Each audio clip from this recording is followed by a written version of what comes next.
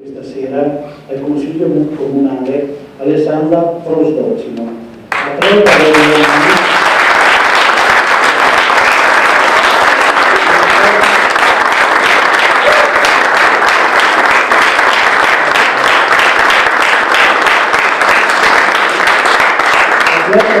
In porta la società vittoriese scoperta dal maestro Gianpietro Vascellari. Ha 16 anni, è nella nazionale giovanile in pianta stabile e campionessa italiana di categoria. È campionessa europea cadette, titolo conquistato lo scorso mese di giugno a Barra, nel Montenegro. Abbiamo l'onore questa sera di avere con noi una giovanissima campionessa, rappresentante del mondo sportivo vittoriese, anche se arriva da Valdiviale. Ma direi ai colori, difende i colori del Judo Vittorio Veneto, porta il nome della nostra città nel mondo ed è un vero piacere che vogliamo dare un piccolo segno della nostra riconoscenza e congratularci per i risultati raggiunti nonostante la giovanissima età ad Alessandra Prosdocimo. Con altre atlete ormai campionesse affermate del judo, uscite dal palasport di Piazza Moro, anche Alessandra ha preso il testimone della medaglia di bronzo conquistata lo scorso anno dall'altra vittoriese e nostra concittadina Greta Poser. È il segno di una bontà affermata della scuola di judo vittoriese, ormai grazie a livello nazionale, anche per il torneo internazionale. Ma torniamo ad Alessandra Prosdocimo.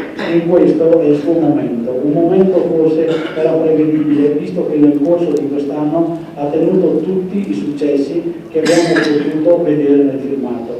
Quelli che ha ottenuto non sono successi casuali, ma frutto di allenamento e quotidiano ed intenso, di concentrazione, passione nell'affrontare ore e ore in palestra sotto la guida dei tecnici ad alto livello.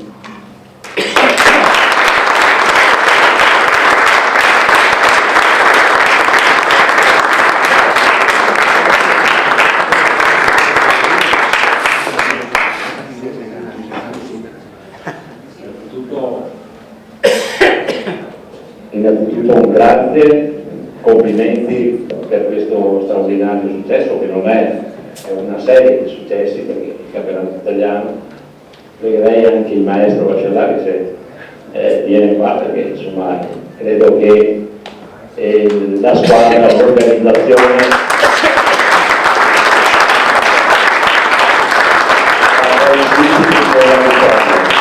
ma dietro a ogni vittoria c'è tanta passione, c'è tanta preparazione, ci vogliono dei buoni allenatori, dei grandi allenatori e soprattutto rimani te stessa perché le Olimpiadi stanno già iniziando, ma per le prossime vogliamo che rinverdire quella medaglia d'oro che un atleta vittoriese nel lontano 62 inizia a Tokyo con Mario Zanini, quindi abbiamo dei risultati da rinverdire, quindi riponiamo in te questa fiducia. Complimenti davvero, rimani te stessa, continua ad allenarti e vedrai che il successo arriverà. Complimenti.